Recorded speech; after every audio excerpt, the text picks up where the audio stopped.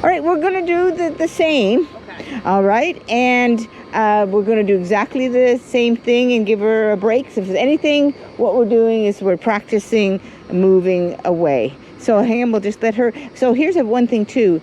If she stops, actually that's nice little head turns there.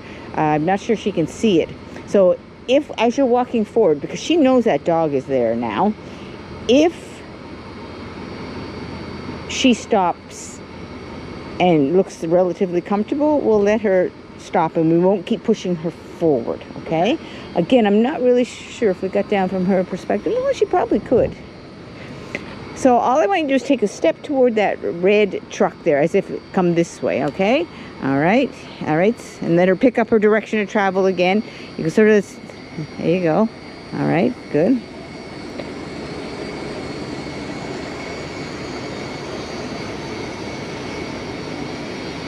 See the ears?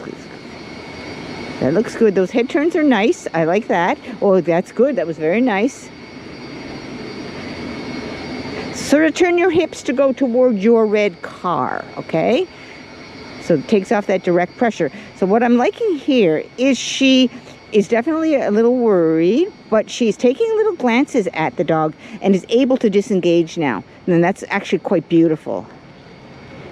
Lovely. Good. Little lip lick then. So you can just praise her, because if you say yes, okay, hang on, watch your dog, look at your dog. So she's assessing that dog now. Turn your hips to go back to where we were, and you can just ask her to go. Oh, that was beautiful. So functionally now we're giving her what it is she wants, which is distance. See how she's taking little glances? That was actually quite beautiful. Should be okay with this guy? Yeah. Okay. Good job. Nice. All right. Let's go. So exactly what we want. Her taking little glances.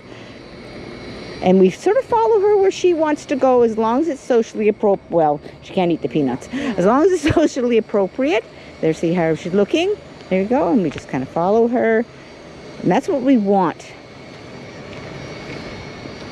Another little glance. And again, the dog is scented, so she is getting a smell of something. With their senses, she smells it.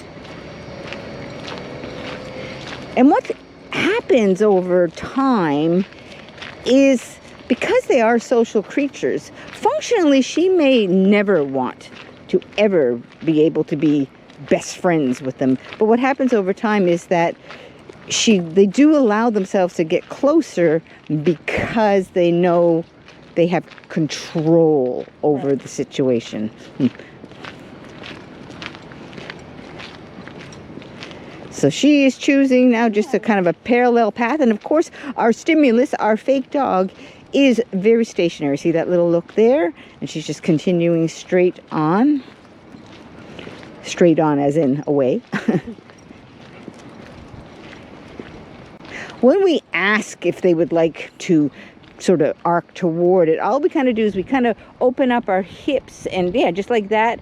And then we can walk back. Another little glance, but we always watch the body language. See her pace quicken, but it's not quickening toward the dog. It's quickening like to move away. So functionally, there's another little one. This is empowering her. Good. Yeah. And respecting her need. And her need is not to go. Another one. So she has just had a little lip lick then. I don't know if you saw it. Again, contextually, maybe she needs a drink. Certainly wasn't because she was thinking she was getting a treat.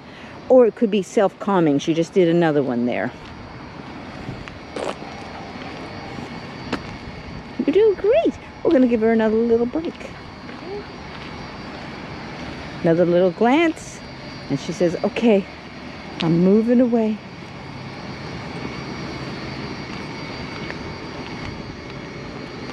Yeah. Once the dog starts to realize they have some control, the ability to eat does often come back. Earlier when I asked you, did you ask her to come back or did she arc around and come back? Because sometimes in these BAT setups, behavior adjustment training, they will move themselves away, but because we are following them and letting them lead the dance as long as it's socially appropriate, sometimes they'll move away but then turn and come back because they are social creatures and they are interested. Okay. Unless the fear is so intense that she's like, I just don't wanna. But most dogs that I've worked with may not get up close and personal, but they do learn to be able to function as long as we're sort of listening to their needs. We're going to try it again. All right?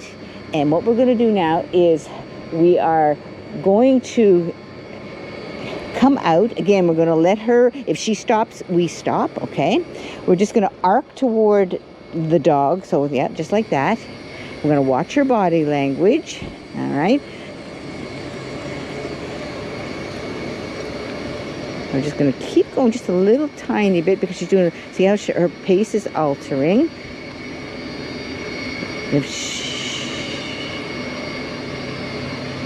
There you go. Good girl. You turn your hips towards your car. There you go. Good. So she's really keeping an eye on that dog because she needs to. Actually, I think she might be thirsty. Those ears pinned back because that's not her natural. She will do that on walks. Yeah, because she's really, really, really concerned. And ideally, too, we often we try to keep our leash as loose as possible. Yeah, because it just gives more freedom of movement. But I can't throw all the variables at you. Plus, too, she is really working toward keeping herself safe. There you go. Good. So she's not glancing over now. So I think she's feeling a little tiny bit safer. Okay. But really, if it was important to her, she would glance over. So she's actually feeling a little bit better. We'll let her go over here. Now, the rewards. It's a good, there, she had a little look there, so we'll continue to follow. What sometimes is the reward for the dog, another little glance, is the ability, another little glance, is the ability to, okay, we're just going to watch her. Hang on. Nice head turn. Yeah. Is to smell the environment. That's a natural reinforcer. But she's not even really taking the time. She generally does like to sniff, doesn't she? Yeah. Yeah. Yeah. So we want to be careful here. Yeah. So what we're going to do is we're going to turn our body and head back up. See this row right here? We're going to head up that way, okay? On the outside of the car?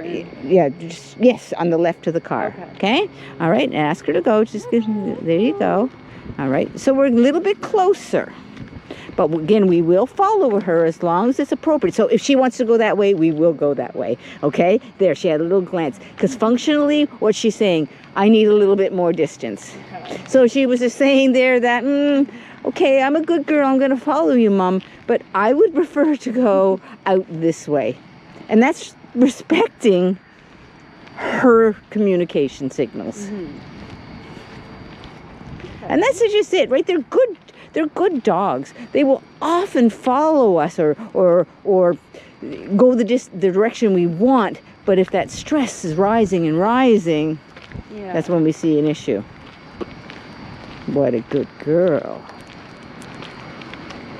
Just turn your hips to go walk toward that yellow post and see if she comes. But we're going to watch her and we're going to see what she says. We're going to watch that ear, that tail. Good girl.